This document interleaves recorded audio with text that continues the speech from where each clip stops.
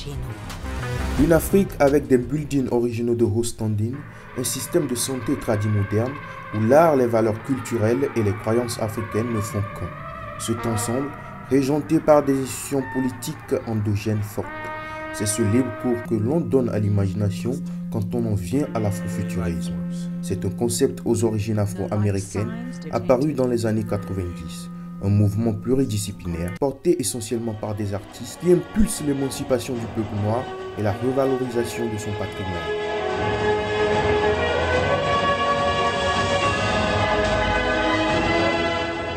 Le débat posé par l'afrofuturisme s'est par la suite transporté en Afrique. Les Togolais se sont penchés sur la question lors d'une conférence débat mercredi dernier à Lomé. Ce regain pour l'afrofuturisme fait suite à la sortie février dernier du film Marvel Black Panther. Premier Black Panther, le protecteur du Wakanda. Les Wakandais utilisèrent le vibranium pour créer une technologie plus avancée qu'aucune autre nation. Présente à cette conférence, la jeunesse est conviée à une réflexion sur un double questionnement. Quel est ton rêve? Quel est ton Wakanda? Et on a eu la chance de voir quelle forme de développement les autres pays ont eu à avoir. Donc aujourd'hui, la chance pour l'Afrique, en fait, ce serait peut-être non pas de copier, mais de voir qu'est-ce qui n'a pas marché dans ces formes de développement-là et essayer maintenant de venir en Afrique et d'essayer de les implémenter dans le contexte culturel africain. Pour moi, ce serait ça mon Wakanda. C'est d'avoir comme de rêver africain, surtout dans la réalisation, puisque moi je suis dans une association culturelle.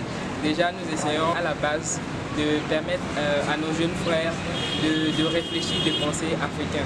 Comment est-ce que je pourrais, en tant qu'Africain, participer à l'édification d'abord de ma localité, de ma région, de ma ville et ensuite de mon pays. Un défi s'impose, quitter la fiction pour une dimension plus pragmatique. Animé par des spécialistes, plusieurs panels s'y sont attelés. Aujourd'hui, afrofuturisme, quel est ton rêve, quel est ton Wakanda, a porté la touche de plusieurs panels qui ont parlé d'architecture, d'urbanisme, d'art, de religion, de médecine, de tradithérapie.